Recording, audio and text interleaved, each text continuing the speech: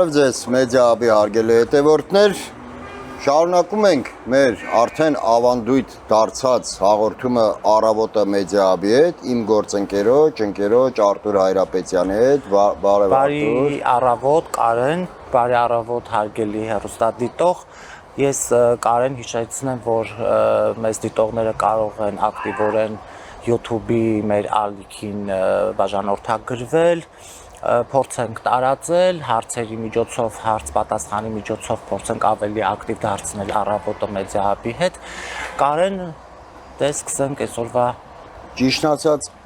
քո խոսալու ընթացքում հետևից ինչ-որ գոռոց լսվեց, ինձ թվաց մենք հիմա ուղիղ եթերով ականատես ենք լինելու արդեն ավանդույթ դարձած երևանյան կրակոցներին, որովհետև ամեն անգամ ես երբ հասնում եմ օֆիս, ինձ թվում է,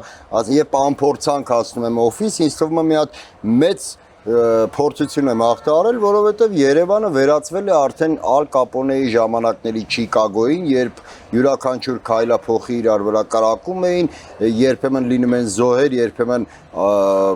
ավարտվում են մենակ վիրավորներով եւ փառք ենք տալիս, որ այդ օրը մենակ վիրավոր ունենք, եւ հատկանշական է, որ այդ կրակոցները արդեն հիմնականում ստացել են ցերեկային բնույթ։ Մարդիկ հավաքվում են, մի երկու բառ իրար հետ խոսում են, հետո մի 15 րոպե իրար վրա կրակում են ու ցրվում են տներով։ Ամենավատը գիտես որն է Կարեն, որ այս ամեն ինչը դարել է օրինաչափ եւ մարդիկ այլևս սովորական են տանում եւ մեր երկրում կարծես հա բոլոր վատ նորությունները եւ այն աղետալի իրադարձությունները, որը տեղի են ունենում մեր երկրում, մարդիկ սկսել են այսպես շատ սովորական տանել։ Այդ ինչից է հիմնականում։ Ես իհարկե գիտեմ ինչից կարա լինի, որովհետեւ մենք այս 8 տարիների ընթացքում միմիայն վատ, այսպես շատ մղձավանջային վիճակներում ենք հայտնվել եւ մարդիկ արդեն իմունիտետ են կարծես ձեռք բերել։ Իդեպ Գորկին ասում է, երբ մարդուն անդադար ասում ես, որ դու խոզ ես, մարդը ի վերջո սկսում է խոզի նման խռնչալ։ Հիմա երբ անդադ մարդուն մատուցում ես կրակոցներ, այդ կրակոցները դառնում են սովորական, իդեպ մենակ մարդկանց համար չէ, կրակոցները սովորական են դառնում նաև իրավապահ համակարգի համար։ Դե հիմա կրակում են իրար վրա, լավ, մի 15 րոպե ուշ կարձագանքենք, մի կես ժամ էս կողմ այն կողմ կամ փորձենք կանխել, թե չենք փորձել, արդեն մի տեսակ սովորական երևույթ է դարձել այդ կրակոցները։ Դրա համար բոլորի սարորյա կյանքում մենք արդեն աստիճանաբար վարժվում ենք նրան, որ օրինակ կարմիր լույսի տակ կանգնած ժամանակ, որպեսզի ժամանակ անցկացնենք մինչև կարմիրը կփոխի կանաչի, կարող ենք նայել դիմացի մայթում ոնց են իրար կրակում ու արդեն այդ տեսարանները մեզ մատուցում են, այսինքն վարժեցնում են։ Կարեն, նաև մի այսպիսի բան է փոխվել, հա, մեր քաղաքում, դե հիմնականում քաղաքում ենք ապրում եւ քաղաքային իրադարձություններից ենք ավելի շատ տեղյակ, եթե օրինակ առաջ փողոցում օրինակ մարդ էր վատ անում, մարդիկ կարող էին հանգիստ այսպես մոտենալ, փորձել օգնություն ցուցաբերել, հա, զանգում էին շտապ օգնություն, բան, բայց ես նախորդ օրը ականատեսը եղա, որ նույնիսկ այդ վիճակը այլևս մեզ մոտ մտահոգիչ չի, որովհետև ավելի շատ կենթանին, եթե փորձի, չգիտեմ, ավտովթարի ենթարկվել կամ մեքենայի տակ փորձեն գցել, ավելի շատ դրա համար են մարդիկ անհանգստանում, քան մարդուն, որովհետև մարդը ուշագնաց եղավ ու մարդիկ կողքով անցնում էին ուղղակի անտարբեր։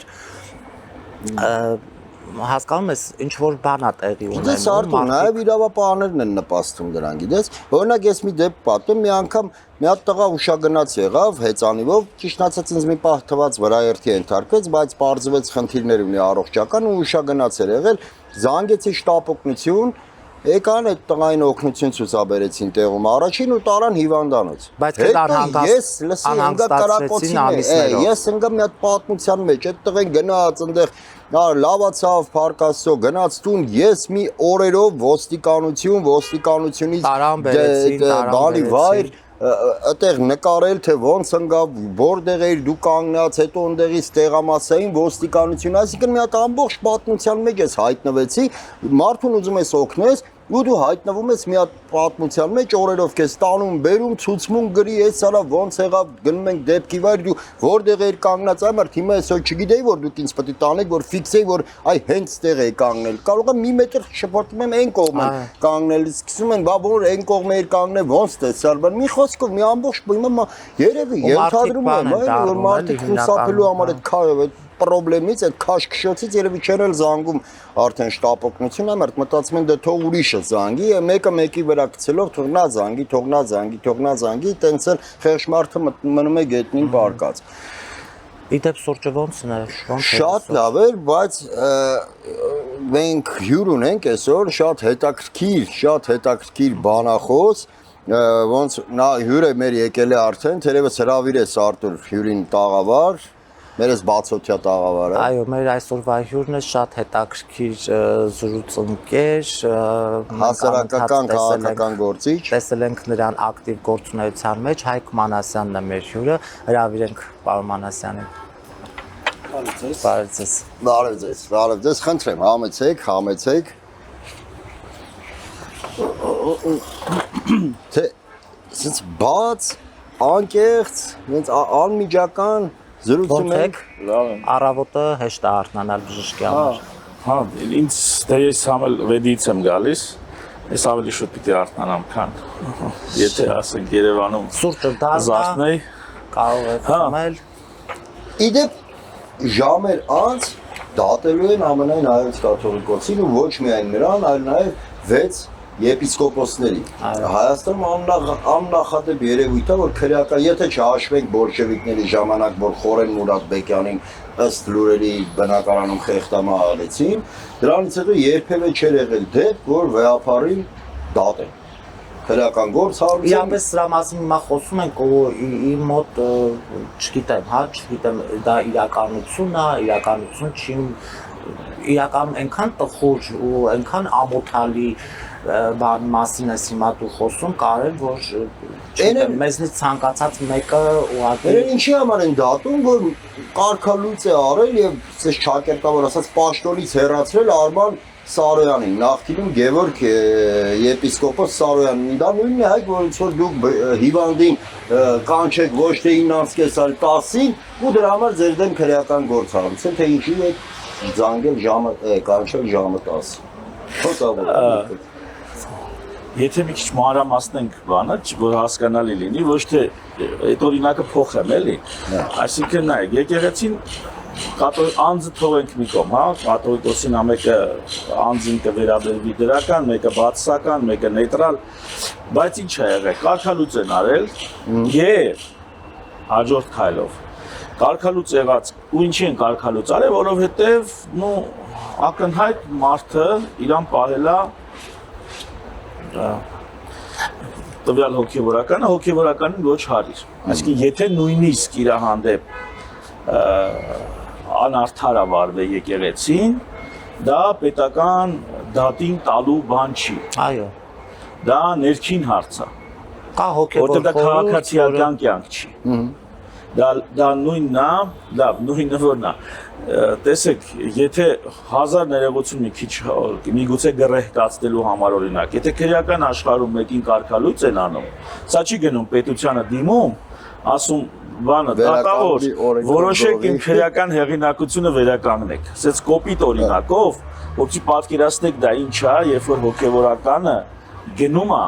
աշխարհիկ դատարանին, ասում է վերականգնեք ինձ հոգևորական կարգավիճակում։ Դա քաղաքացիական կամ ուրիշ քրեական ինչ-որ հարց չի եղել, որ վերաբերում է աշխարհիկ կյանքի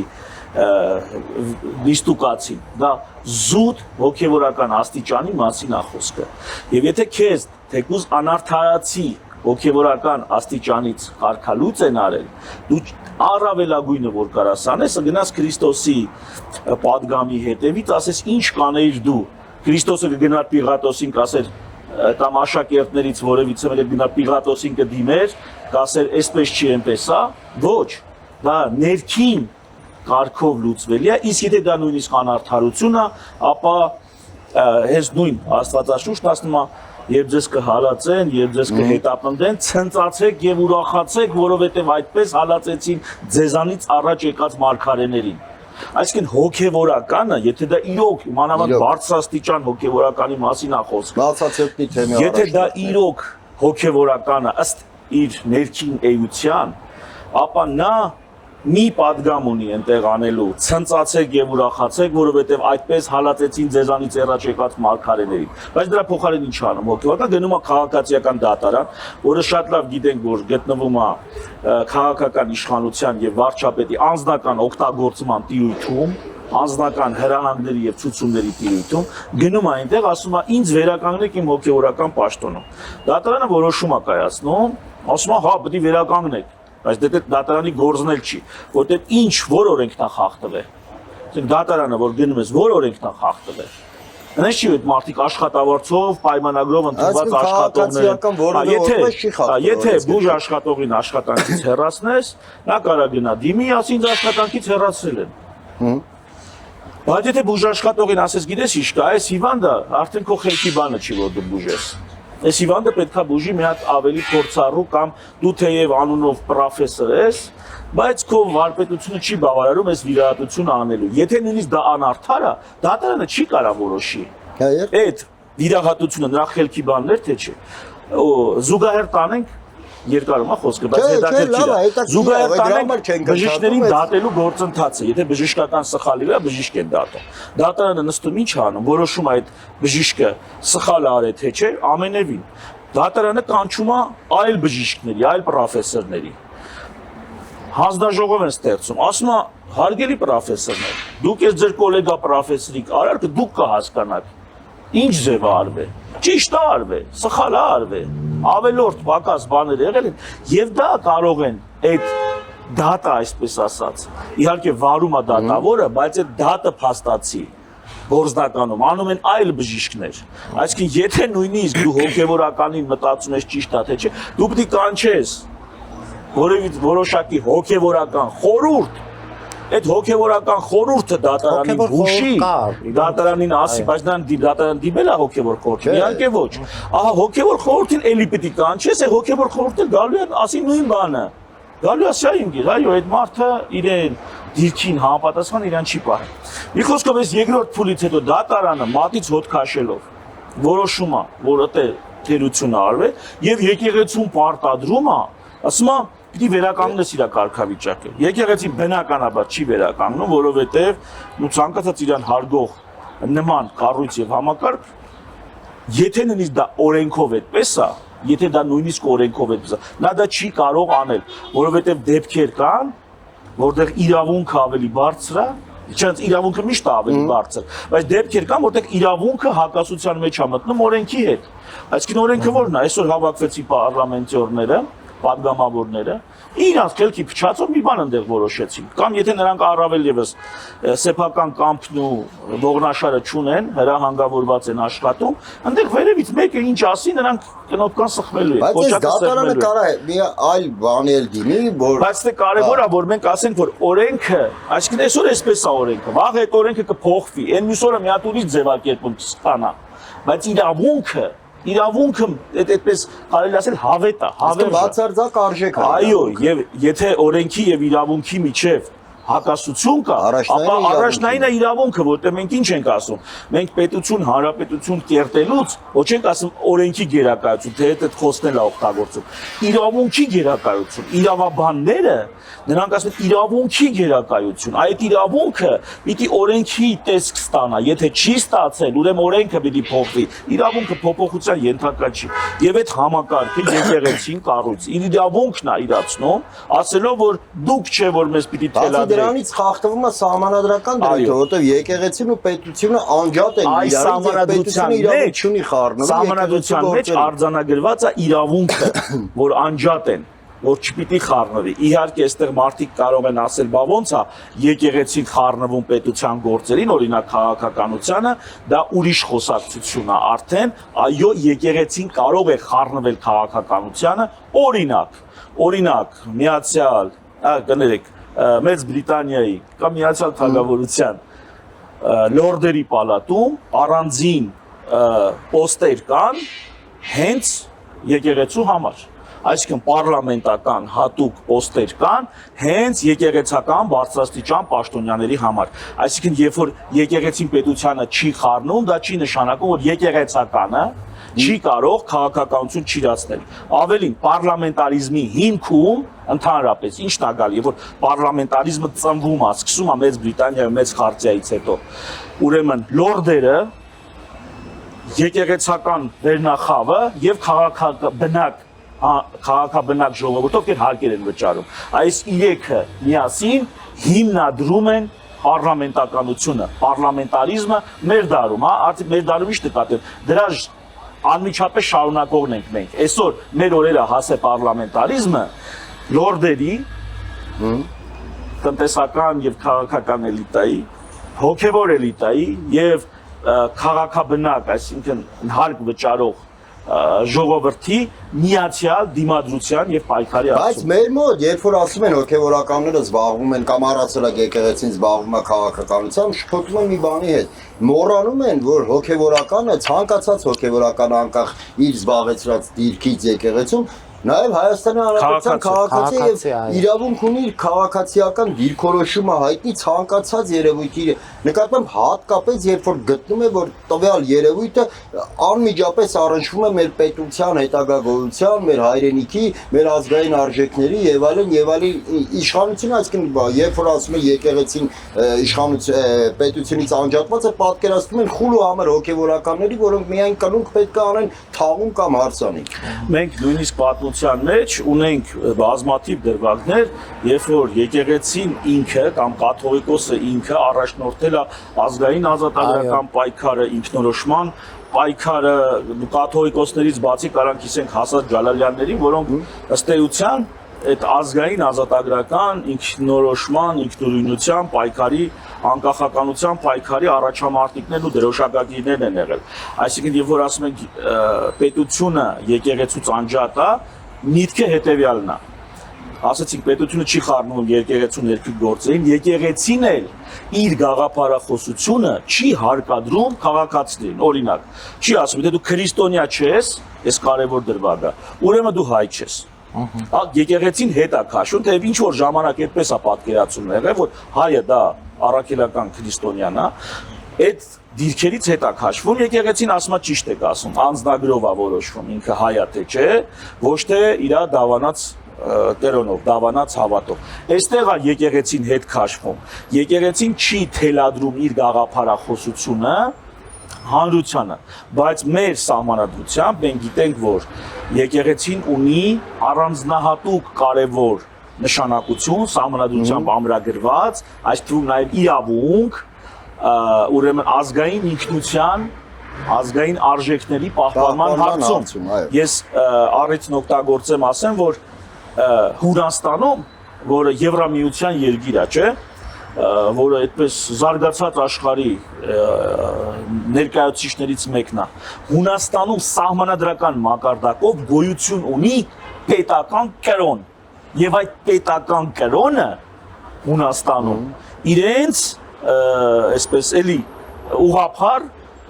հավատքն է։ Եկեղեցուն այն աստիճան արտոնություն է տված, այնտեղ եկեղեցին ԶԱԳՍ-ի ֆունկցիա է իրականացնում, այնտեղ օրինակ, ասենք, եթե մի որևիցե մի հավատքի մարդ, այսինքն ոչ իրենց ավանդական ավանդույթներով, ենթադրենք Եհովայի վկա է, կամ ավետարանչական եկեղեցուցա։ Այնտեղ օրենքով տեսեք ոնց է, չեն կարա գնան մարդուն ասեն դուրը ծեծեն, ասեն ինչ դուք հավատում եք, չգիտեմ, այսպես, սա արգելված է։ Դու կարաս կանգնես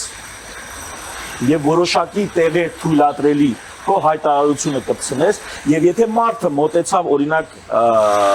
այլ եկեղեցական ուղղության ներկայացուցչին եւ ասեց ես դուք ով եք, ես ինչ եք անում, նոր եք դեպքում դու կարող ես այդ մարդուն ներկայացնել քո պատկերացումը քրիստոնեության կամ այլ հավատքի մասին եւ նոր այս դեպքում քո գործողությունները չի համարվում հոգեվորսություն։ Եթե որևիցե ոչ ուրեմն իրենց հունական եկեղեցուն բացի որևիցե մեկը գնաց մարդուն ձեռքը բռնեց կամ դուրը ծեծեց ես ուզում եմ քարոզեմ իմ հավատքի ու դավանանքը, դա համարվում է հոդված, օրենքով արգելված, որպես որսագողություն։ Ուզում եմ ասեմ, այսպիսի բան կա Եվրամիության մեջ, սահմանադրությամբ ամրագրված պետական կրոն է համարվում հունական ուղղափառությունը։ Հիմա սա ուղղակի իմանաք ժողովուրդ ջան, որ երբ որ ասում եկեղեցին չի խառնվում պետությանը, այս երևույթը մի քիչ պետքա խակերտները բացել, դա ի՞նչ է նշանակում։ Բայց պարոն Մանասյան, ներողություն կարել մենք իրականում բախվում ենք մի շատ կարևոր խնդրի, որ այնի մասին որ դուք խոսում եք, ճիշտ է եւ ավելի գլոբալ է, հա,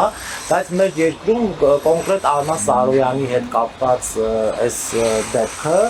առաջնում է մի հանգամանքով, որ ինքը դարել է գործիք։ Իշխանության ձեռքին դարել է գործիք եւ Արման Սարոյանի միջոցով իշխանությունը փորձում է անձնավորել եւ մեր ազգային եկեղեցին որպես այդպեսին քանդել, որտեղ այստեղ ոչ թե հիմնականում կաթողիկոսի անձն է կարևորվում եւ կաթողիկոսին դատի տալ եւ նվաստացնել, դա էլ նաեւ, բայց դա նաեւ բերում է նրան, որ մի ամբողջ կառույցի հետ գործ ունեն։ Ես նաեւ կարող եմ մի քիչ ավելի հեռուն գնալ, որովհետեւ մենք նաեւ խնդիր ունենք կրոնի հետ։ Այսինքն մենք չունենք խնդիր, հա, իշխանությունը ունի խնդիր եւ գիտենք այդ խավիները որտեղից են գալի, Նիկոլին ինչպես են դա պարտադրում եւ ինչպես են արագացնում այս process-ները, որտեղ դիմացի ժամանակագրության փոփոխման հարց կա, նոր ժամանակադրություն բերել դնել սեղանին, էլի գիտենք դա որտեղից է գալիս։ Հիմա այս ամեն ինչի հետ մեկտեղ ես կուզենայի հասկանալ, արդյոք մենք այս իրավիճակում կփորձենք այսպես ձեռքներս ծալած նստել եւ տեսնել թե ինչա կատարվում հենց եկեղեցու։ Հիշեցրու նաև որ Փաշինյանի կողմից հայ առաքելական եկեղեցու եւ վեհապարի դեմ գրոհը ցած սաստկացավ այն պահից, երբ Փաշազադեն հայտարարեց, որ եկեղեցին եւ ամենայն հայոց կաթողիկոսը խոչընդոտում են հայ-ադրբեջանական հարաբերությունների Բայց նաև չմոռանանք Արեն, որ հենց 18 թվականի հենց Նիկոլը ընտրվեց վեհապարի դեմ այս արշավը նոր Հայաստան նոր վեհապար 18 թվականից այս բաները կան, բայց ինքը կարծես մի փոքր դադար տվեց, որովհետև հասկանում էր իրադրությունը ինչպեսին է եւ մարդիկ այդ ժամանակ ինչքան էլ որ այսպես բանը, հա, ալիքը այդտեղ էր տանում, բայց մարդիկ ավելի հակված էին քաղաքական փոփոխությունների։ Ես ինքս լուրջ այսպես պրետենզիաներ ունեմ մեր եկեղեցականների նկատմամբ եւ հատկապես կաթողիկոսի նկատմամբ։ Ես ինքս կարծել եմ, որ մեր կաթողիկոսը պետքա փոխվի, եթե անկեղծ լինեմ հիմա էլ համոզված եմ, որ մեր կաթողիկոսի անձը այն անձը չի, ով այս պայքարը պետքա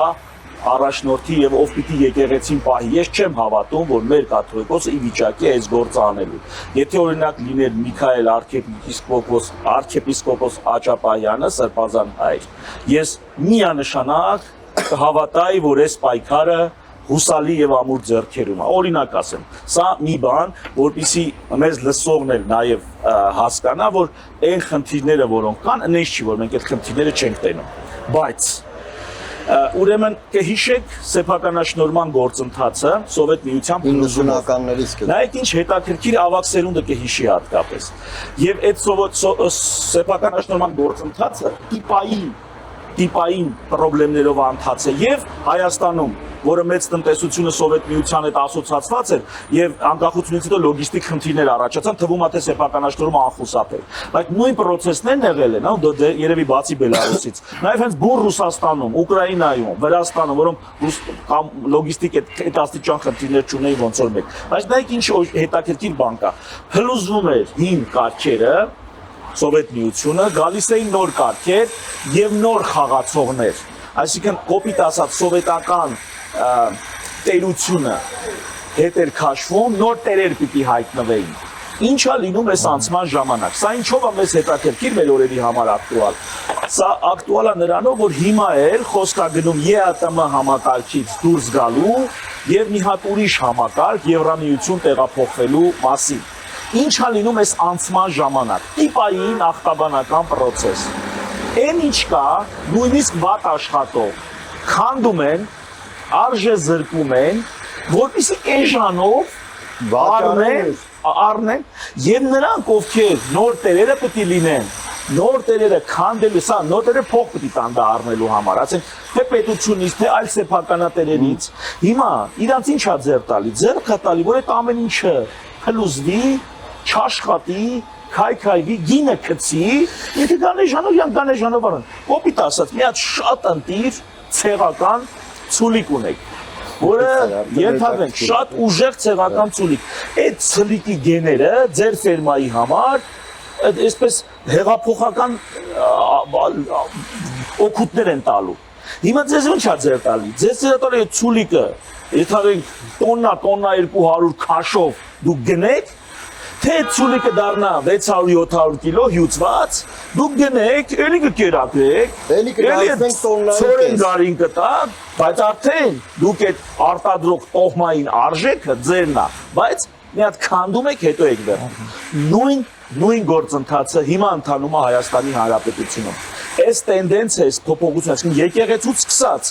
սա միայն եկեղեցու դեմ չի, որ նամես հոգևոր դաշտից սկսած, բիզնես դաշտում այդ նույն գործընթացն է գնում, քաղաքական դաշտում նույն գործընթացն է գնում։ Բարոյական արժեքների, ավանդույթների, սովորույթների, սա շատ կարևոր։ Ժողովուրդ, մենք իրար հետ չենք հարաբերվում քրեական եւ քաղաքացիական օրենսգրքերով։ Մենք շփվելուց ամեն վայրկյան չենք բացում նայում, հələ տենամ, այսի օրենքը ոնց է ասում, ես ձեզ ոնց դիմեմ։ Մենք շփվում ենք առօրյայում, կենցաղում, ավանդույթով, սովորություններով եւ բարոյականությամբ։ Այդ դաստիարակությունը դրա վրա է հիմնված։ Հետո երբ որ կոնֆլիկտ ալում իրար չենք հասկանում, լարվում, ասենք լավ, հլսպաստենանք ինչ ա գրած։ Այս հարցը ոնց ա լուծվում։ Ահա այդ բարոյական սովորույթային տրադիցիաների հետ կապված, ավանդույթի հետ կապված, քանդու քարապետելը մտնում է թեմայի մեջ։ Քանդելու են ամեն ինչ, հարգելի հայ ժողովուրդ։ Ամեն ինչ արժեզրկելու են ամեն ինչ էժանով գնելու համար։ Հետո, այսինքն, դա լավ հիշեք, դուք չեք կարա ԵԱՏՄ-ից անցնեք Եվրամիություն առանց մեծ աղետների ու փլուզումների, առանց փլատակների այս անցումը չի լինելու, որովհետև սա վերաբերվում է թե Արևելյան Եվրոպայի երկրներին։ Գնացեք, ծանոթացեք Արևելյան Եվրոպայի երկրների պատմությունը, թե ինչպես է իրաց մոտ սեփական աշտորումը, երբ որ իրանք սովետական վերահսկող սոցիալիստական ճամբարից դուրս եկան, անցան շատերը հիմա Եվրամիության երկրներ են։ Մի հատ տեսեք այդ անցումը ոնց է լինում։ Այդ անցումը լինում է շատ վայրի կապիտալիստական Իդեպ այս օրերին տեղի է ունենում Ղրղստանում Եվրասիական միջկառավարական խորհրդի նիստը, որին Նիկոլ Փաշինյանը մասնակցում է։ Ու իմ տպավորիչը որ Նիկոլ Փաշինյանն էլ է գիտակցում այս աղետը, որի առաջ մենք կանգնել ենք, որովհետև նայեք, ակնհայտ է, որ քանի խորանում են ռուսական պատժամիջոցներ, այսինքն ոչ թե խորանում են, այլ ընդլայնվում են, այդքան ԵԱՏՄ շուկան մեր առաջ այնուամենայնիվ դեռևս չի բացվում, չհաշված այն սիմվոլիկ ներկրումները, որոնք տեղի են ունենում, սակայն խոշոր հաշվով ոչ տնտեսվարողին են օգուտ տալի, ոչ փրկում են իրավիճակը, եւ Նիկոլ Փաշինյանը մի կողմից փորձում է իրավիճակը ինչ որ մի ձև մեղմել, Տոկաևին է հրավիրում Հայաստան, չգիտեմ ինքն է գնում Ղրղստան, Պուտինի հետ է հեռախոսազրույց նախաձեռնում, որի մանրամասներին մենք ծանոթ չենք, միայն ծանոթ ենք այնքանով, որքանով որ պաշտոնական հաղորդագրություն գնաց, բայց միաժամանակ մեղավորը փորձում անել հենց տեղական տնտեսվարողին։ Օրինակ մի հատ կարճ օրինակը բերեմ, նայեք, ես չեմ հավատում, որ այս երկրագնդում կա մի ուտելիք, որը Նիկոլ Փաշինյանի համար համով չի։ Ու իմ պատկերացմամբ ինչ է հնարավոր է ծամել, Նիկոլ Փաշինյանը դա կուտի, բայց այս վերջերս փորձում էր այդ ամենը գցել տնտեսվարողի գրպանը, իբր ձուկը հա համով չի, որակով չի եւ այլն, բայց այդ ժամանակ որքան հետևում ենք լրահոսին, Վրաստանը մեծ քանակությամբ ձկնեղեն են ներմուծում Հայաստանից։ Հիմա այս մարդիկ գրում են, որ մարդիկ գնալու են այսօր կաթողիկոսին աջակցելու թե ոչ, դատարան բնականաբար եւ նաեւ ձեզ են հարցնում։ Մասնակցությունը որպես ես զանգվածային միտինգային միջոցառումների Գրեթե չեմ մասնակցում զանգվածային միտինգային միջոցառումների։ Չեք հավատում այն ինչ կա, թե տեսեք, ոչ թե չեմ հավատում, այդտեղ չի լուծվում պայքարը, այդտեղ չի։ Ես այդտեղ չեմ տեղ։ Միգուցե ինչ որ մի փուլում իմ կյանքի կամ իմ գործնեության ինչ որ մի этаպում հերթը հասնի դրան։ Բայց այսօր եւ երեք այդ օրը չէր։ Ցավոք այդ օրը դեռ չի եկել։ Հեղափոխության ժամանակ վրա արշավը հիշում եք, չէ՞, որ այդպես որոշեցին, որ գալ այնտեղ տեղի ունեցավ երկու ճամբարների բախում, այսինքն եթե դա չլիներ, կարծես Ես համաձայն եմ, բայց նայեք, եկեք կարող ասամ որպես ինքնարդարացման նման մի բան լինի, ես իմ գործը on-line տիրույթում տվյալ դեպքում տեղեկատվական դաշտում։ Դա էլ է կարևոր։ Ինձ թվում է շատ ավելի մեծ ազդեցություն է ունենում եւ ինչն է կարևոր, նայեք, ես գոնե միջև հիմա ապացուցել եմ իմ չեզոքությունը։ Այսինքն օրինակ ես վերջերս խիստ քննադատեցի ընդդիմության այդ կոմբային նվիրելը, ասենք Կարապետյանների ուժի կոմբային նվիրելը խիստ քննադատեցի, որ ասացի դա կոլխոզի նախագահի հայտ եթե ներկայացրել ես, որ ուզում էր կոլխոզի նախագահ դառնալ կամ գյուղապետ դառնալ, հա ճիշտ է, կոմբային նվիրի, բայց ես ձեզանից ավելին եմ ակնկալում, հա, ձեր ավելի բարձր մակարդակի պրոյեկտներ եմ ակնկալում։ Դա թողենք այդ։ Ուզում եմ ես իմ քննադատականը միշտ եղել է բազմակողմանի եւ հիմնավորված, բացատրված։ Երբեմն հնարավոր է սխալվել եմ։ Որոշ աստիճան որոշակի սխալներ թույլ եմ տվել, այսինքն միջևերջ չեմ պատկերացրել ինչա լինում, բայց դա ոնց որ պետական գաղտնիք հանդիսացող ինֆորմացիայի դեֆիցիտ է։ Երբ որ այդ պետական գաղտնիք հանդիսացող ինֆորմացիայի դեֆիցիտը անցնում է, բացվում է դեպքերի զարգացումով, նոր տենում ես ինչեր կատարվում միջևերջ։ Ամեն դեպքում ռուսի բան չեք, էլի։ Հա, ուզում եմ ասեմ, բայց եթե ես հիմա իմ լսարանի հետ էլ է դա կապված, եթե առանց էլ ես որ սկսում եմ ընդդիմությանը օրինակ աջակցող խոսք հնչեցնել, որովհետև տենցա ձևը պիտի լիներ իշխանափոխություն, երկրում պիտի լիներ իշխանափոխություն, սա այն ամենամեծ կարևորությունն է։ Եթե այդ իշխանափոխությունը անում են ընդդիմությունը, որոնց այսպես ասած տեղ է տվել Նիկոլ Փաշինյանը կամ աճեցրել է Նիկոլ Փաշինյանը կամ չի խանգարել Նիկոլ Փաշինյանը, ապա դա իմ խնդրեմը չէ, դա Նիկոլ Փաշինյանի խնդրեմն է, պիտի լինի իշխանափոխություն։ Եթե դեցովա իշխանափոխության տեխնացուն գործող ուժերն են, խնդրեմ, ուրեմն այդ մարդկանց ես պիտի աջակցող խոսք ասեմ, որպեսզի լինի իշխանափոխություն։ Ծառուկյանի Քրիստոսի արձանը դնելուն ես դեմ եմ։ Ինչու, որովհետև դա մեր եկեղեցու ավանդույթին դեմ է, բայց Ծառուկյանի նկատմամբ ոտնձգությունները դա անթույլատրելի են եւ վերջ։ Դա չես կարող այդպես սակարկման դնել։ Ծառուկյանի հանդեպ արվածը իշխանազավթում է, որը սահմանադրության հոդվածով ունեզրկում է, մասին չի խոսքը, նախ մանդատներն են խլել։ 5 մանդատ խլել են Ծառուկյանից, հələ միջև ունեզրկումը։ Դա իշխանազավթում է, սահմանադրության անփոփոխելի։ Երկրորդ հոդված Իշխանության զավթումը մեկ կամ մի քանի հոգու կողմից դա հանցագործություն է։ Իդեպ շատ քիչ բաների վրա, չգիտեմ, էլ ինչ որ տեղ կա սահմանության մեջ որ գրած է հանցագործություն բառը, դե մենակ գրած է իրավունքը, հետո օրենքները պիտի դա բացեն, բայց դա գրած է, դա հանցագործություն է։ Հիմա 5 մանդատ խլել են, դա իշխանազավթում է։ Մի խոսքով ուզում եմ ասեմ, հիմա եթե ես կանգնում եմ հանրային եթերում ավելի այսպես հայտնի որոշակի բևեռացված, հա, մարդիկ կան, որոնք այ զտարյուն Քոչարյանական են։ Մարդիկ կան, որոնք զտարյուն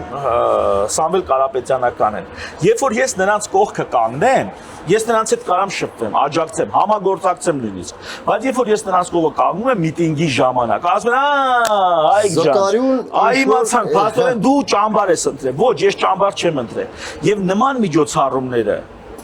իմ կողմից չեզոքություն են նման միջոցառումների նկատմամբ պահում։ Ինչու՞։ Որովհետև դա կարան ընկալեն որպես ճամբարի ընտրություն։ Իսկ ես ճամբար չունեմ, ես եմ իմ ճամբարը, իմ ազգն է իմ ճամբարը, կարող է մի քիչ բանալ հնչի, բայց ես եմ իմ ճամբարը։ Իմ ճամբարը այնտեղ չի։ Ահա այս սա շատ կարևոր է, ինչի որտեղ երբ որ ինձ լսում է մարդը, ու ինքը գիտի կամ թող որ չկողմնորոշվի ես որ ճամբարից եմ, դա ավելի լավ վիճակ է,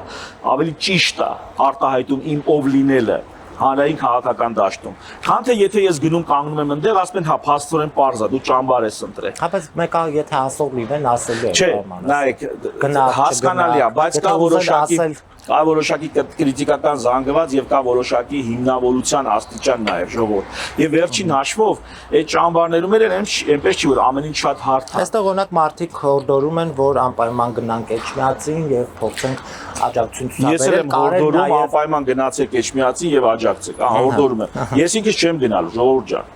Ինչի ասեցի, դա հարցեր, ոսա միայն այս դեպքը չի։ Եթե դուք վերադառնաք անցյալ, ես այսպես ռեալ պայքարի համար եղել եմ միտինգի մասնակից եղել եմ, որ իրոք մասնակից եմ եղել, ոչ թե տեղով անցնում եի կամ 2 րոպե կանգնել եմ տենա միշկա չկա։ 16 թվականի ՊՊՑ գնդի գրավման ժամանակ հուլիսի, եթե չեմ սխալվում, 22-ն է, երբ որ Նիկոլ Փաշինյանը ձեռքերը դվեր այդ հեղափոխությունը, որ բեմականացրին,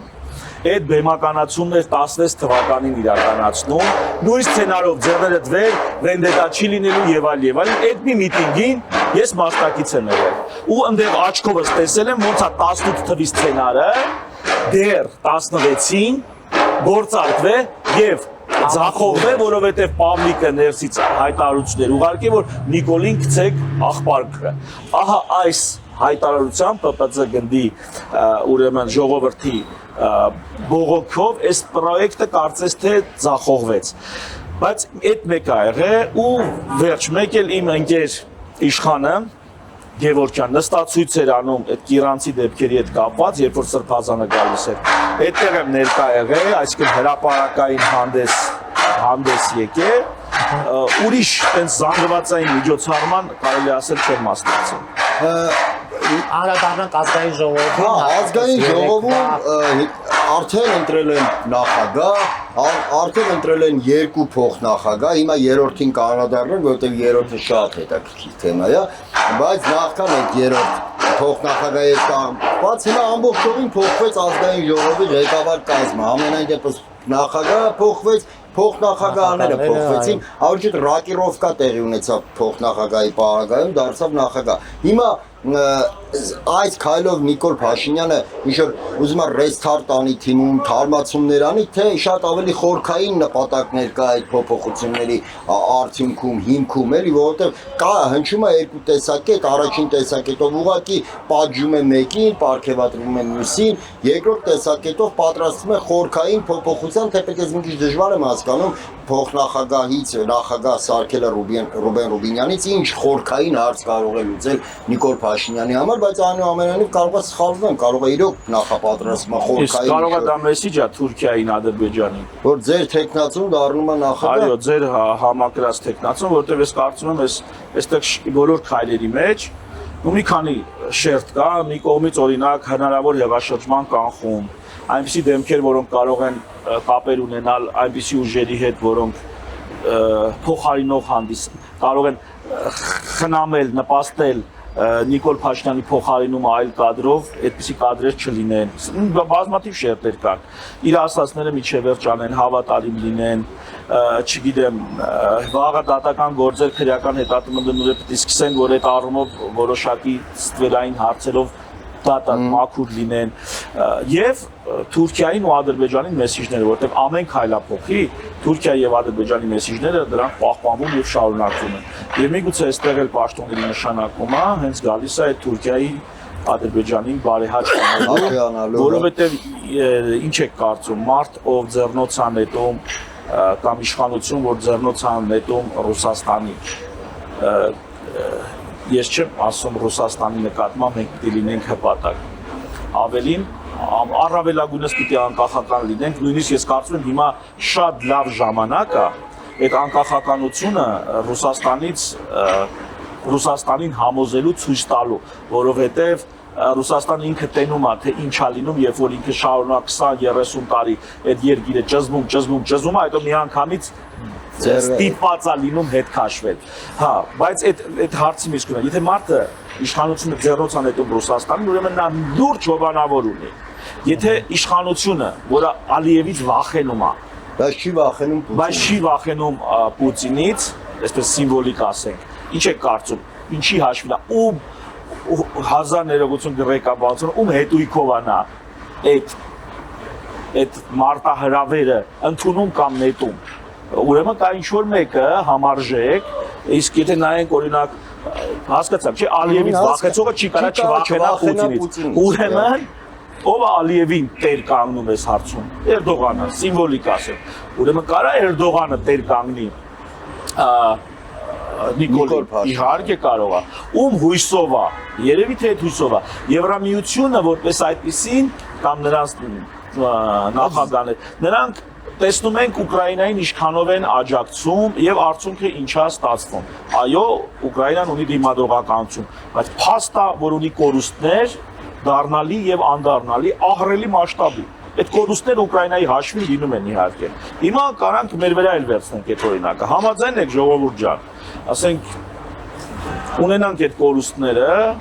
ինչ որ Ուկրաինան ունի, բայց մեզ Եվրամիությունը աջակցի։ Ձեզ ձեռատալի այդ հաշվարկը։ Ինձ այդ էկոնոմիկան ձեռատու չի։ Անկեղծ։ Ես այդ տեսակ էկոնոմիկա չեմ ուզում։ Էկոնոմիկա, այսինքն այտենց հաշվարկ չեմ ուզում։ Ես չեմ ուզում իմ տարածքի ժողովրդի տնտեսության այսքանը։ Այսինքն չեք ուզում կորցնենք Սյունիքը, բայց ունենանք լավ որակի ձուկ։ Դե 1980 թութու էլ էտի ասելու չի։ Ձկի հարցն էլ չի դա։ Ձկի հարցը չի դա։ Եթե Եվրոպա, ենթադրենք պատկերացնենք ամբողջ Եվրոպան մեր երկրին աջակցում է։ Բոլոր Եվրամիության բոլոր երկրների նախագահները մեզ, համարյա բոլոր նախագահները մեզ միլիարդավոր դոլարների փող են տալիս են անանը, բայց մենք վերջանում մենք կորցրել ենք այն ինչ որ կորցրել է Ուկրաինան։ Ուկրաինան այսքան ունի, այսքան կորցրել է։ Դու այսքան ունես, այսքան ունես Ուկրաինայի համեմատ։ Այսքան է մեր ունեցած Ուկրաինայի համեմատ։ Հիմա համաձայն եք մենք էլ այդպես համամասնությամբ տոկոսներով այդքան կորցնենք, բայց ունենանք ամբողջ Եվրամիության աջակցություն։ Ես չեմ ուզում։ Չեմ ուզում, այ ընկեր։ Բայց ես գիտեմ դա է, գինը դա է։ Դու չես կարա առանց այդպես Արցախը այդ տեսակ գին էր։ Չնայած էլի բազմաշերտ է հարցը։ Չէ, բայց ճիշտ է, Արցախը գին էր, այո, որը Նիկոլ Փաշինյանը վճարեց, որ հետագայում ստանա Եվրամիության դրամաշնորհները, մյուսները։ Հիմա լավ է, սենց, կայֆա տալի ժողովուրդ։ Զանգեզուրի միջանցքը, էդի այդ տեսակ գինա, ոնց է, կայֆա տալի։ Այս լավը ամերիկացին եկավ Զանգեզուրի միջանցքը վերցից, այ ընկեր։ Այսինքն տարածքը դառնա պրախադնոյ դվոր, որը այլոք պահանջում են, որ քո սահմանապահ չպետք է լինի, ընդ բերեք դաչիկներ դրեք, դուք ստեղ ադրբեջանցին հայի պետք է չհանդիպի։ Ադրբեջանցին պետք է հայ չտենա։ Դե պարոն Մանասյան, այնքանով է լավ, որ այսօր իշխանության գլուխ նորից երրորդ ծռոկ Նիկոլն է։ Հա Ժորժ ջան, այսինքն ժողովուրդը ընտրել է, չէ՞, նաև Նիկոլին։ Այդքան հավես է, շանտաժի արդյունքում նաև։ Դե հիմա ինչ արդյունքում թե ոչ, իհարկե այդ պատերազմի թեմաներն էր գալի, որ ինչ ընտրեք սեպտեմբերին պատերազմը եւ այլն։ Ի սկզբանե ընտրելա, այս ընտրությունները սրանք լեգիտիմ չեն։ Ստեկա իշխանազավթում, ստեկա ահռելի։ Դե ընդդիմությունը նրանց է մեղադրում, նրանց են մեղադրում։ Ես ընդդիմության անունից չեմ խոսում, ես իմ անունից եմ խոսում։ Ասում եմ կա հաստատված իշխանազավթում 5 մանդատ ընդ ժողովուրդ ջան 60000 հոգով։ Գնացեք ձեր բոլորիդ հեռախոսի մեջ կլինի ChatGPT կամ Gemini կամ Gemini կամ այդ չինական AI-ը։ Մի հատ նկարագրեք սիտուացիան, թող մի հատ ձեզ պատասխանի։ Հենց հիմա սիտուացիան նկարագրեք, ոնց կա ծայրից ծայր ինֆորմացիայի դեֆիցիտի պատճառով կարող է ինքը մի քիչ ուրիշ պատասխան տա։ Ամբողջ պատկերը ոնց կա նկարագրեք, տենամ ուրիշ բան կասի, նա, եթե խոնդիմություն չի։ Լավ, անդրադառնանք երրորդ ընդդիմության հայտարարությանը, որովհետև այսօր ընդդիմությունից բանը, հա, ընտրելու են փոխնախագահի ազգային ժողովի Նարեկ Կարապետյանի հայտարարությանը կուզեր նայ անդրադառնալ։ Ներկայացնեմ նախ մի հատ կարճ sense համառոտ հայացք նետենք երեկվա իրադարձություններին, Արամ Վարդևանյանը պետքա լինի ընդդիմության տեխնացիոն որպես երրորդ փոխնախագահ ազգային ժողովի, որով օրենքով հաստում է ընդդիմությանը։ Երեք ամբողջ օրը Արամ Վարդևանյանը ելույթ ունեցավ, հակադարձեց ԿՊԱ-ականներին, պատասխանեց հարցերին մի խոսքով, բայց ընտրությունը պետք է տեղի ունենա այսօր։ Փոխնախագահի ընտրությունը երրորդ։ Սակայն Նարեկ Կարապետյանը հայտարարեց, որ մենք վաղը չենք լինելու ազգային ժողովում, գնալու ենք Էջմիածին դատարանի դիմաց։ Նաև նույն հայտարարությամբ նմանատիպ հայտարարությամբ նաև հանդես եկավ Հայաստան դաշինքը, որ առավոտյան կգանք ազգային ժողով, հետո կգնանք Էջմիածին։ Հիմա ով է ընտրելու Արամ Վարդևանյանին։ Արդյոք գուցե չեն բացառում, որ ԿՊ-ն իրոք առանց ընդդիմության ներկայացան ընտրի եւ որպես նվեր մատուցի, դե հիմա դժվար չէ թե նույնիսկ ես դրած է Արտուր Տեխնացին արդեն առաջա դրած է, դիցոք կարող է Վահագն Ալեքսանյանը առաջադրի Արամ Վարդևանյանի տեխնացիությանը եւ ԿՊ-ն ընտրի։ Դե կարող է նաեւ ներքին պայմանավորվածություն գուցե կա։ Հիմա ինչ սցենար հնարավոր է այսօր։ Հազարներուց էական, հա։ Ոնց որ կլինի էլի։ Դրա բանը որտեղ է։ Սենց կլինի կամ նենց կլինի կամ նենց կլինի։ Ճիշտ եք ասում։ Բայց մի շաբաթ հետո լավ որ մի շաբաթ հետո անցնես էդի բանա փոխելու եթե բանա փոխելու կարելի է դրա մեջ խորանալ օրինակ նրանք հետո կասեն մենք ընդ չենք եղել այդ ընտրությանը, մեր փոխարեն են ընտրել, չգիտեմ ինչ, դա բանա փոխել։ Նայեք, մի ժամանակ օրենքը սենց էր, մինչև չընտրվի ազգային ժողովի նախագահները, մինչև չընտրվեն փոխնախագահները, ազգային ժողովը չի կարող շարունակել իր գործունեությունը։ Այս վերջերս օրենքը փոխվեց, անկախ նրանից կընտրվի փոխնախագահ ընդդիմության առաջադրած, թե չի ընտրվի, ազգային ժողովը կարող է շարունակել իր գործունեությունը։ Հիմա կա երկու վտանգ, որ ընդդիմությունը կարող է ընդհանրապես զրկվի փոխնախագահ ունենալուց, կասի դե ախպեր օրակարգով այսօր էր, գայ ընտրվեք, չեք եկեք, չեք ընտրվել, վերջ, մենք գնում ենք մեր ճանապարհով։ Բայց կարող են նվեր մատուցել, իրենք առաջադրեն, իրենք ընտրեն, ասեն դուք ճիշտ չկայք, բայց մենք ձեր փոխարեն ձեր փոխնախագահային։ Բայց նայեք, մենք ուր ենք գնում սրանով։ Ասում եմ, մեծ երկրում գնում է ապամոնտաժման, լավ էր աշխատում, վատ էր աշխատում, հոգևոր, տնտեսական, քաղաքական, սոցիալական դաշտերի ապամոնտաժում է գնում։ Ապամոնտաժում ասեցի, ոչ թե որ մտե մի հատ ավելի լավ բան սարքեն, այլ որ էժանով ծախեն նրանք էլ այդ նոր եկող տերերը օժանով գնեն։ Հիմա այս գործընթացի մենք արդյոք այդ ազգային ժողովի վրա տարվելով մեր լրահոսը, մեր քննարկման օրակարգը դրանով լցնելով, մենք բաց չենք թողում ավելի խոշոր, ավելի կարևոր կտորներ։ Դե համաձայն եմ։ Ամեն դեպքում ճակատագրեր են, չէ՞ որոշ։ Դե ամեն դեպքում ընդդիմությունը հայտ է ներկայացրել հեռացնելու Նիկոլ Փաշինյանին։ Դա հիմա ընդդիմություն չկա, իմ համար ժողովրդության արդյունքները ցույց տվեցին, որը հիմնականում դեմքերի փոփոխությունը ունեցել Հայաստան դաշինքին մի կողմ դնելով, որովհետև իրենց այդ կուր փաստացի այո։ Մարդիկ Հայաստան առաջի տեղով էր գնում, հիմա արդեն առաջի տեղով է գնում Սամվել Կարապետյանի թիվը։ Բայց նայեք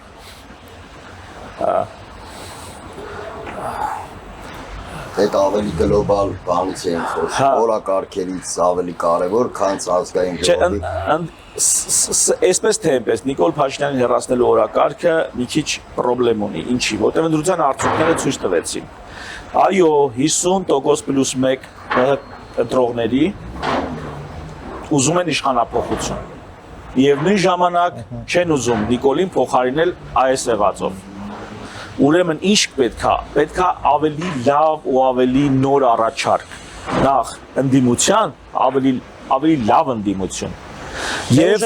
երկրորդ ծրագրերի ավելի լավ ծրագրեր, այսինքն այն ինչ առաջարկվել էր, եթե կարելի է մի րոպեով սրան անդրադառնալ, ոնց են աշխատում քաղաքական ուժերը, հա, ոնց են ձևավորում իրենց խոսույթն ու առաջարկը։ Գալիս են ասում են ամենաշատ ինչ եք ուզում ժողովուրդ, սոցհարցում են անում, սոցհարցում են անում։ Գրանցում են ըստ սոցհարցման ամենաշատը ժողովրդին ինչ հոգսեր կա, եթե անվտանգություն օրինակ 5-րդ տեղում է, 5-րդ կետում գրում են անվտանգության հարցեր։ Եթե անվտանգությունը առաջի տեղում է սոցհարցումներով, առաջինը խոսում են անվտանգության հարցից։ Այսինքն գնում են ժողովրդին մենյուի պես տալիս են, բաժանում են սոցհարցման թերթիկները կամ զանգում են այդ հարցերը տալիս են մենյուի պես։ Ժողովուրդը ոնց որ ռեստորանում նստած այդ հարցերին պատասխանում է, վեր են կենում, գնում էդի որպես քաղաքական ծրագիր եւ առաջարկ ներկայացնում են։ Այնինչ ժողովուրդը ողնաշարով զգում է։ Ընկեր, էդի մենք գիտենք, էդի մենք դու որպես լիդեր, որպես առաջնորդ, անձի մասին չի թիմի մասին ախամ։ Դուք ինձ ինչ մի բան կարաք առաջարկեք, որ ես սեռականորեն գրգռվեմ։ Ինչ կարաք առաջարկեք։ Ես փորձեցի գրական արտահայտել։ Ընդդիմության մասին։ Չէ, դա ժողովուրդը ընդդիմությանն ասում է, ինչ կարաս առաջարկես, որ իմ մոտ այնպիսի մի հատ նոր հույս արտնանա, այնպիսի մի հատ մոտիվացիա արտնանա գործելու։ Հասկանում եք։ Լսեք, անկասելի է ինքնապահպանման բնազդը եւ ինչի սեռական իմաստն է։ Սեռական բնազդ, դրանք անկասելի, դրանք ամենահզոր բնազդներն են, որ մարդը ունի։ Դու ինչ կարաս ասես, ինչ կարաս, որ այս մարդու մոտ այդ կարգի ոգևորություն առաջանա։ Ինչ կարաս առաջարկես։ Դու կարաս առաջարկես, որ ես ձեզ կոմբային եմ տալու։ Որտե շարունակում էր այդ իրապերաշկի բանը, լիքը մարդիկ օրինակ դրանից գրգռվում։ Նիկոլը խաղում է նախանձի վրա եւ երկրորդ Նիկոլը խեղճին անմիջապես անձնապես չի նեղացնում։ Սա շատ կարևոր է։ Իսկ խեղճերը ավելի շատ են, քան չխեղճերը։ Եվ երբ որ խեղճին չես նեղացնում, իսկ նախորդ իշխանությունները Նիկոլից առաջ սնել են, բուծել են այն համակարգ, որ ամենաշատը խեղճին են նեղացել։ Հիմա լավ, այդ մի պահ, այսինքն ինքնապահպանության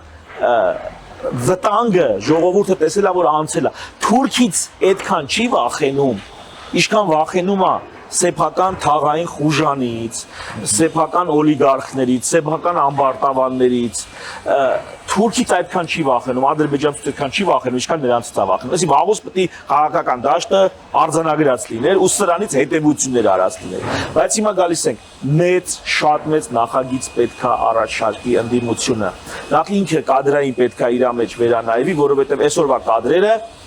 մեծի մասամբ շատ թույլ են։ Շատ թույլ են։ Եթե գտնում են, որ իրանք թույլ չեն, մի 3 հոգով այսպես թողան, մեզ են զրույցի կգան մասնակցեն, թողան մասնակցեն, ես ցույց տամ, որ իրանք քաղաքականապես շատ թույլ են։ Լավ միտք է առաջարկում Մանասյանը, կարելի է մեր թողարկումներից մեկում նաև ցած փոքր բանավեճ մի։ Հա, ոչ թե վեճի իրար այսպես սխալ հանելու դրամաբանությամբ, այլ արգումենտներ, հա։ Փաստերը հանենք, փաստերը պետքա փռել։ Դու մարդիկ նայեն այդ փաստարկների մեջ որն է ավելի որ կոմի վրա, որովհետև մենակով հիմա ոնց որ դուք կուլտուրայի ջերլով ինձ շատ չեք նեղում հարցերով բանով, բայց եթե մի հատ վիճող կողմ լիներ, օրինակ իրավաբան, կասեք, հայ ինչ ես ասում, սահմանադրության մեջ սենց չի սենց է։ Բայց լսողը երբ որ տենար նայել ասում է ճիշտ է, սահմանադրության մեջ ոնց ասում ես, տենց հաղորդասեն ես բժիշկը փաստորեն ճիշտ է ասում։ Հիմա մնում է տենց բաց էլի, սոթեք ես բժիշկը ճիշտ էր ասում, թե չէ այմա։ Մեկը չեն բացելու սահմանադրության մեջ ստուգ են, հա։ Ուզում եմ ասեմ, այդ բանավեճ նկատի ունեմ այդ ֆորմատով, որ փաստարկները հանենք ու եթե գաք տեսնեք ժողովուրդ կտեսնեք, որ ինչքան բան մեր մոտ թույլ է, դրանից է գալի որ մենք գնում ենք օրվա խնդիրներով ենք սկսում քննարկում անել։ Ամբողջ լրահոսը իմ կարծիքով օրվա անցուդարձն է քննարկում, որտեղ մեծ խնդիրների համար քաշ է պետք, ինֆորմացիոն բազա է պետք, կանխատեսելիություն է պետք, աշխարհի պատմությունը պետք է իմանաս, կոպիտ ասած, Դեգոլը օրինակ Ֆրանսիայի նախագահ, ինքը լուրջ թեմա է, ինչև այսօր Ֆրանսիայից որ խոսում եք ժողովուրդ, Մակրոնը խի է Մակրոնը, կամ Մակրոն Մուկրոնը տենց է մեկ ասում, որովհետև ժամանակին եղել է Դեգոլի հետ տեղի ունեցած ինչ-որ պատմություններ, տարիներ, մենք օրինակ սահմանադրություն ենք վերցրել ֆրանսիական մոդելով, ի սկզբանե հակված ենք եկել ֆրանսիական մոդելին, հիմա էլ Անգելա Մերկելին են օրինակ բերում, չէ, ասում Անգելա Մերկելը 15-16 տարի կառավարել է, ինչ կլինի, որ Նիկոլը մի քիչ երկար կառավարի, բայց մենք այդ ամեն ինչի պատմությունը ոչ միայն այսքան արմատները, հիմքերը։ Դա հիմքեր ունի։ Անգելա Մերկելը 16 տարի կառավարել է, ճիշտ ես ասում։ Անգելա Մերկելի 16 տարվա կառավարման արդյունքում խոշոր ինդուստրիան Գերմանիայի տապալվել է, հրծել է։ Հա, ո՞նց է։ Լավ է, այդ շարունակությունն էլ ասեք, որ Անգելա Մերկելը անփոփոխելի իշխանություն ա եղել 16 տարի, դա քանդել է, կործանել է Գերմանիայի տնտեսությունը։ Գերմանիա ավտոարտադրողները դեպի Չինաստան, IT-ին դեպի Ամերիկա, անվեր ստարտափերի ֆինանսավորում, որոնք եթե հաջողվել են նորից դեպի Ամերիկա, Գերմանիան իր ֆինանսների հաշվին աշխարհ Չինաստանին ու Ամերիկային տրամադրել է ահռելի բարիք։ Բայց ինքը զրկվել է, ահա թե ինչ է լինում, երբ որ Անգելա Մերկելը 16 տարի կառավարում։ Իսկ դու կանգնել ես այստեղ, այդ ոնց որ գյուղից մարդ չկա։ Մեծ խոսում ես, թե գիտես դա նորմալ է, դա նորմալ չի, դրանով այդ երկիրը հետ է անգե։ Դրանով այդ երկիրը ահռելի տուժել է։ Եվ էլ իր բաներ, այնպես որ այդ իշխանության փոփոխելիության սկզբունքը, որ պետք է իշխանությունը սահմանափակված լինի լիազորություններով եւ ժամանակով ամենալավն էլ լինի, աշխարհի ամենաուժեղ իշխանությունը պետք է ժամանակով սահմանափակված լինի։ Բայց ո՞նց պետք է մենք փոխենք իշխանությունը, երբ որ այնուամենայնիվ ընտրում են Նիկոլ Փաշինյանին, իսկ ձեր բնութագրմամբ այս ընդդիմությունը չի կարողանում սեռապես գրգռել հանրությանը։ Հիմա ով պետք է գա փոխարինելու, որպեսզի այդ գրգին դրա համար այն նախ եկեք ներողություն եմ խնդրում, քաղաքացին նախ պետք է ամեն մեկի մեջ ուժեղ նստած լինի, հա։ Դուք բերեցիք Ֆրանսիա Ֆրանսիայի օրինակները, Ֆրանսիայում տեսեք ինչ հեղափոխություններ են արել, թագավորների գլուխներ են կտրել, չէ, փորձել են իրենց ներսի բանը պահանջատիրությամբ առաջնալ։ Հիմա մենք օրինակ մի ամբողջ հայրենիք հանձնվեց, հիմա այս սահմանազատման եւ սահմանագծման արդյունքում, չգիտեմ, Տիգրանաշենի ինչ փուլում է Տիգրանաշենի հարցն այսօր դրված ցեղանի, այսինքն ինչ որ բաներ է տեղի ունենում եւ դա շատ կարեւորագույն թեմաներ են, որոնք մենք գուցե չենք անդրադառնում շատ դեպքերում, որը օրհասական է, բայց այսօր մարդիկ նստած իրենց տներում օրվա այդ հացի կամ ասենք թանկացումների կամ խցանումների, ինչպես որ մենք ամեն օր անդրադառնում ենք եւ փորձում ենք գոնե քաղաքային իշխանությանը սթափեցնել, որ չի կարելի այսպես փողոցները սինխրոն բոլոր փողոցները իրար հետ քանդել, որովհետեւ հիմա դիմացը սեպտեմբեր է եւ այսպես բազմաժանր հարցեր կան, որոնք նաեւ շեղում են, հա, բուն թեմաներից մարդկանց։ Եթե հիշում ենք պատմությունը, ձեր խոսքի վրա ահագին բաներ կարամ մտքից գալիս է խոսալու, բայց կարճ մի բան ասեմ, էլի։ Այդ ամեն ինչը սկսվում է, ոնց որ ասեցի մեծ խարտիայից հետո Անգլիայում։ Լորդեր եւ լորդուհիներ, ինչպես կասեր Ծառուկյանը։ Լորդեր, եկեղեցականներ եւ քաղաքային բնակչություն։ Քաղաքաբնակներ, այս է։ Սա է, ոչ թե ժողովուրդը, ոչ թե բոլորի մեջ պետք է նստած լինի քաղաքացին, բոլորի մեջ նստած չի քաղաքացին։ Ավելին, 1000 ներողություն ես ինքս կարելի ասել, լավ գյուղաբնակների օրինակը բերեմ։ Մոտ 1 միլիոն մարդ գյուղաբնակ է Հայաստանում։ Այդ մարդիկ գույքը հարկը չհաշված, հարկ չեն մուծում։ Այդ մարդիկ քաղաքացու պես հարկ չեն մուծում, բայց իրանց փողոցը ասֆալտվում է։ Այդ մարդիկ հարկ չեն մուծում, բայց իրանց դպրոցները ռեմոնտ են անում։ Այդ մարդիկ հարկ չեն մուծում, բայց թոշակ են ստանում, հարկ չեն մուծում, բայց իրանց բան են անում, ասա, ապահովագրություն են անում առողջապահության։ Իրանք առողջապահության ապահովության ֆոնդ չեն մուծում, բայց իրանք օգտվում են դրանից։ 1 միլիոն մարդ։ Սա Նիկոլ Փաշինյանի հենարանն է։ Սա հիմքն է։ Դեռ մնում է 2 միլիոն մարդ, 2 միլիոն մարդ։ Այդ մարդիկ չարչարվում են, աշխատում են, այնպես չի որ չեն աշխատում։ Սենց տենես գյուղացու կյանքը, դա քաղաքացու կյանքից իմ կարծիքով մի քանի անգամ ավելի դժվար ու զրկանքներով լի կյանքը, սա ասեմ, բայց այդ մարդու մոտ այդ քաղաքացիական գիտակցությունը որ գիտես ինչ կա, այս ամեն ինչը Նիկոլը չի քո համար անում, այդ դու ես քո համար անում, այդ դու ես դրա այդ գիտակցումը չի ձևավորվում, այդքան զրկանքներով ապրելով, իսկ քաղաքացին կամ գյուղում խանութ ունեցողը գիտի, որ այդ ասֆալտը, որ իր խանութի դիմացով արեցին, այդ դա իր ներդրումն էր պետական գանձարան, որը բյուջեով եկավ հասավ իր մոտ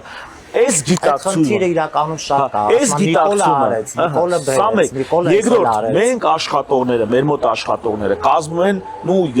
մոտ 1/3-ը, հա, այսինքն 1/3-ը աշխատում է երկրում, 2/3-ը ապրում է 1/3-ի աշխատանքով։ Այս էլ մյուս հարցը, որ այսինքն 2/3-ը էլի այդ քաղաքացիական գիտակցությունը մեջը չի ձևավորվում։ Ես որ օրինակ եմ բերում մեծ խարտիայից հետո լորդերը, հոգևորականություն,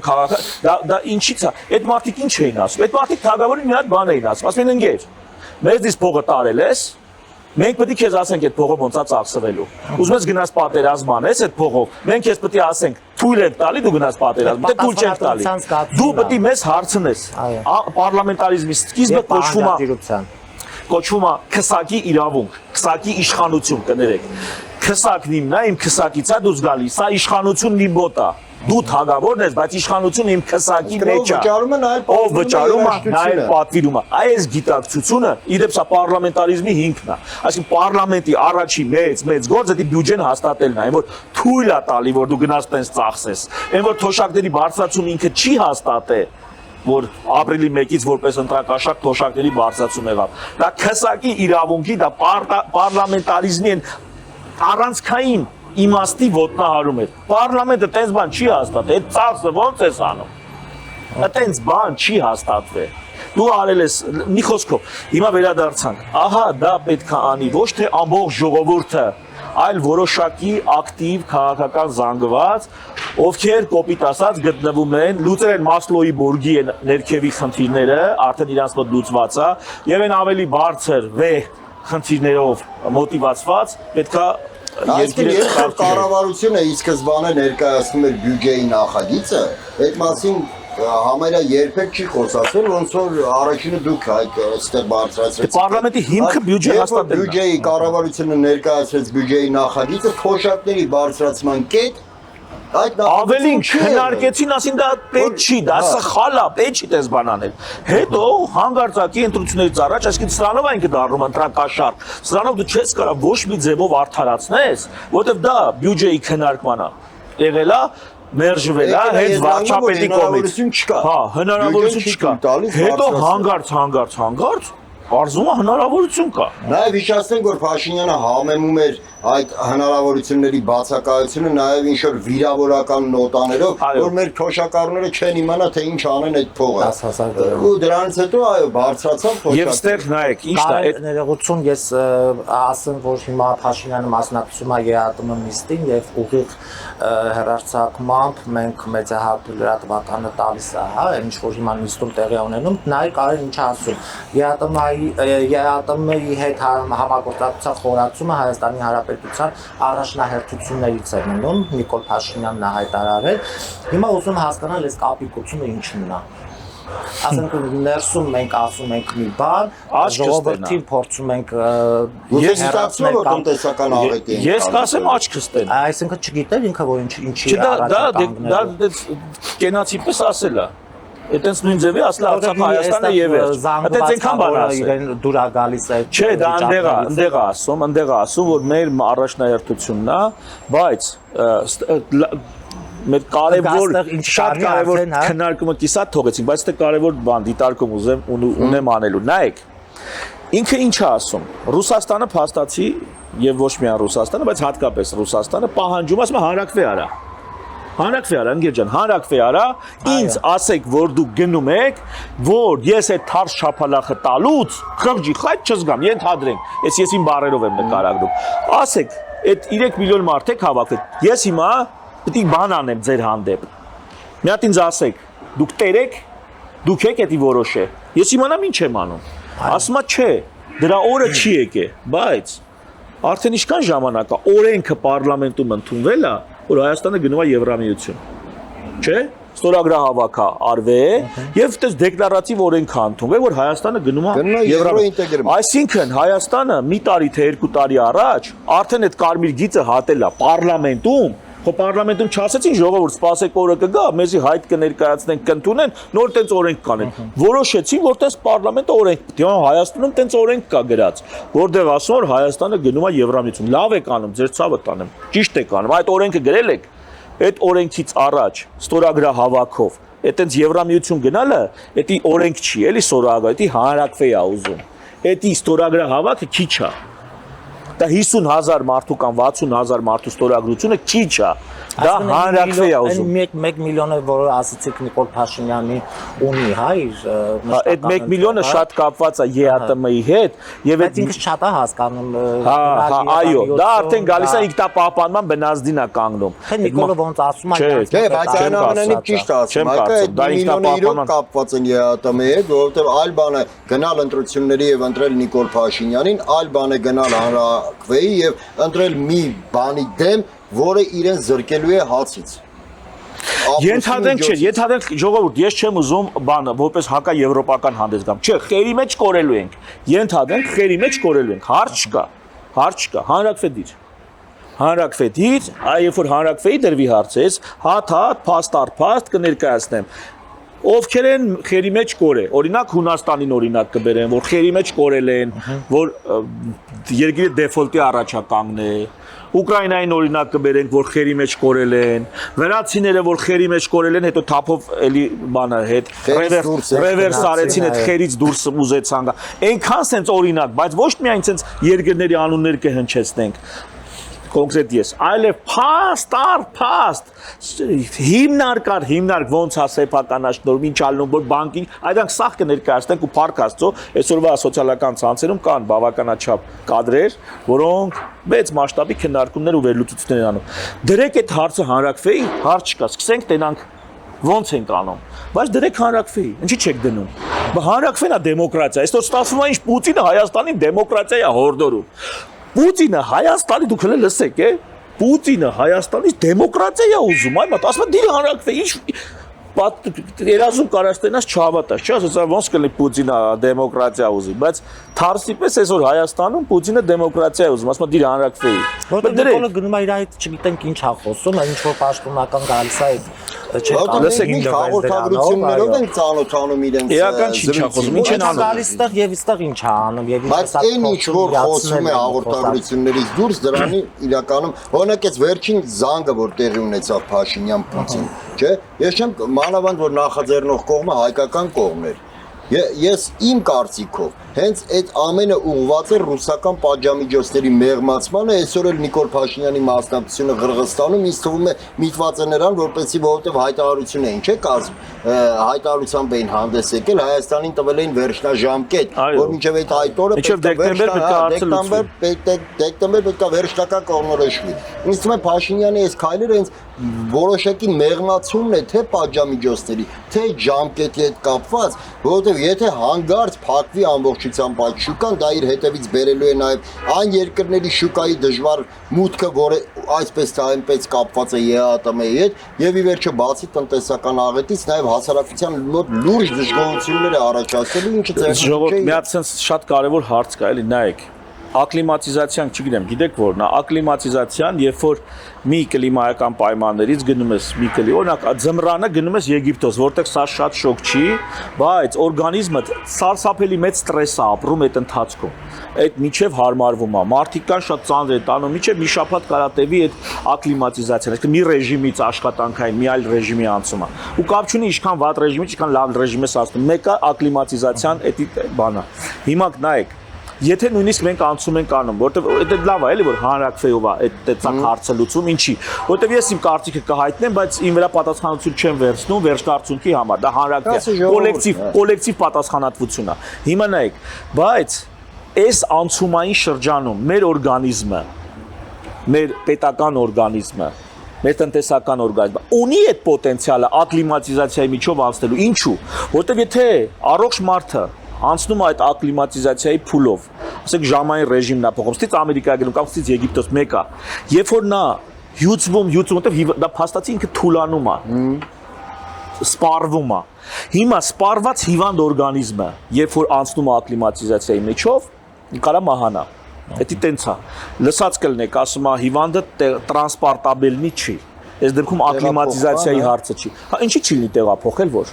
Ինչ ա եղել որ դնում ես շտապօգնության մեքենան, բայց ասում են չէ, դա տեղափոխելի չի։ Այսինքն շարժեցիր մի երկու հատ թափ տվեցիր, օրգանիզմում են ստրեսը, անգամ այդ երկու ցնցումը, այդ մի քանի կիլոմետրը կարա չդիմանա, չտանի, կամ օթանավով են թույլ չեն տալի, որտեվ այդ